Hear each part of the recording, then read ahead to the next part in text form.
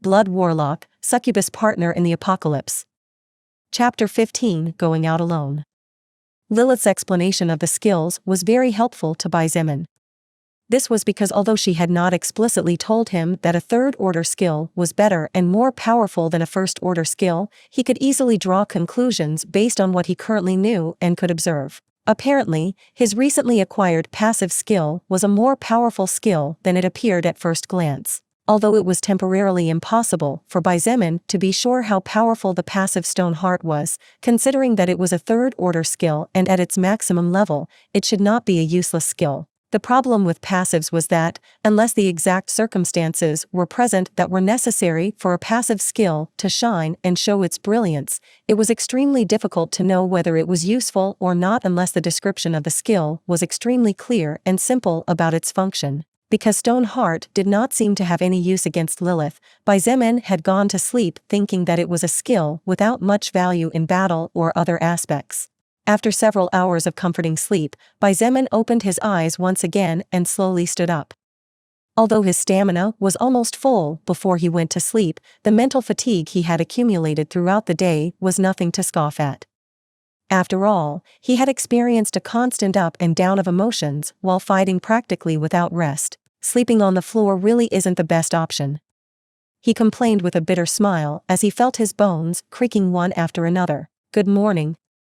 A lovely voice sounded next to him, startling him momentarily. Looking to his right, Xietain saw the beautiful seductress Lilith sitting on a chair 2 or 3 meters away, looking at him with a smile apparently natural. "Good morning to you too." He replied a little dazed and couldn't help but think that sleeping on the floor wasn't so bad if such a beautiful woman greeted him as soon as he opened his eyes. He was about to ask if the higher existences, as she referred to herself, needed to sleep or not when a soft knock on the metal door interrupted his words. Followed by the knock, a gentle and caring voice continued, "Big brother Bai, big sister Shangguan and the rest would like to distribute breakfast." Xietain recognized the source of the voice easily. It was the same girl who had talked to him yesterday. Apparently, she feared that he was sleeping and that her call had disturbed him since her voice was so low that if it were not for the fact that Xietain had been constantly evolving he could not have heard at all. Without saying anything, Xietain opened the door and said slowly, "I understand. You can go and tell Miss Shangguan that she can bring the students now." Kai Genie nodded hurriedly and went to retransmit his words. The cafeteria was big enough for 100 people to eat inside if they squeezed in a little. Because there were not enough tables and chairs as a result of the destruction caused by the zombies and Xietain yesterday, many students had no choice but to sit on the floor while eating their breakfast with fervor. Most of them had not eaten anything since yesterday afternoon and really felt as if they were going to starve to death at any moment. The atmosphere inside the room was extremely gloomy, and if it weren't for the electric light still being on, many people probably couldn't help but cower in fear.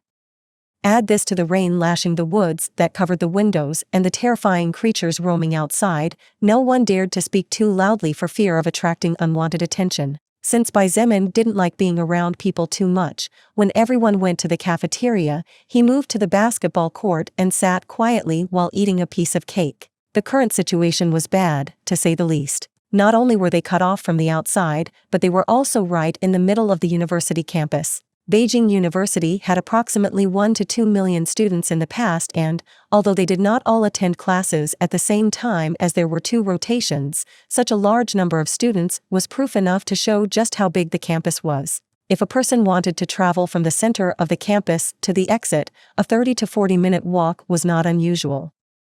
It was for this reason that 90% of the students traveled via bicycle or other transport. However, riding a bicycle in this new world was no different from courting death. Even a normal vehicle was not a good choice. As he ate his meal with a frown, thinking of countless matters, a series of footsteps in his direction momentarily distracted him. Looking towards the source of the sound, Xietain saw the handsome and skillful Chen He, the beautiful and powerful Shangguan Bing Shui, as well as the strong and seemingly simple-minded Liangpeng, walking towards him with varying expressions. "Good morning." Chen He was the first to greet him. Xietain had to admit that with how handsome Chen He was, as well as his dexterity, good demeanor, and kindness, being a magnet for women was only natural. "Good morning to you all as well." Xietain returned the greeting. After taking a last bite of the cake and finishing it in one mouthful, he asked, "Is something wrong?" From Shangguan Bingshue's slightly frowning expression, Bai Zemin felt that something must have happened for this cold and indifferent woman to show a worried face. Shangguan Bingshue looked at him for a moment before nodding and explaining, "Actually, there is a problem. Currently, 15 students have a fever and there are another 20 who are in the process of catching a cold. If we don't get medicine soon, things could get more troublesome." Bai Zemin frowned as well when he heard her speak. After spending a whole night with their clothes and body completely wet from the freezing rainwater, getting sick was just natural. It was just that he didn't expect that only one night later, more than 30 people would present problems. If it continued like this, it would be hard for when everyone wanted to leave to take even weaker students than they already were by nature. Although Bai Zemin was indifferent, he was not a bad guy, much less a cruel person. There was no way he would casually let other humans die in the mouth of a mutated dog or a huge mosquito. If he was that kind of person, he wouldn't have rescued more than a dozen people on his way to the gym. After thinking for a moment, he stood up and picked up the sword lying next to him. "What are you going to do?" Chen, he asked, dumbfounded. "I said yesterday that I would move by myself," Bai Zemin replied as he arranged his meager belongings. "Going to the male dormitory and then traveling to the female dormitory to save people is a task that a large group like the three of you together can do better than me. In that case, I'll go to the pharmacy to get medicines now." Although the sooner the medicines were obtained the better it would be for everyone, Shangguan Bingshue couldn't help but remark, "Are you really going alone now? The storm is still raging and dangers lurk everywhere. I still think it's better if we form teams or if we all move together." Although Shangguan Bingshue didn't particularly like Bai Zemin, she still didn't want him to die just like that. Not only was he a human just like all of them, but he was also brave enough to fight, and his strength was something that could not be ignored either. Precisely for these reasons, she insisted that he should not move alone. From a logical point of view, Shangguan Bingshue was right.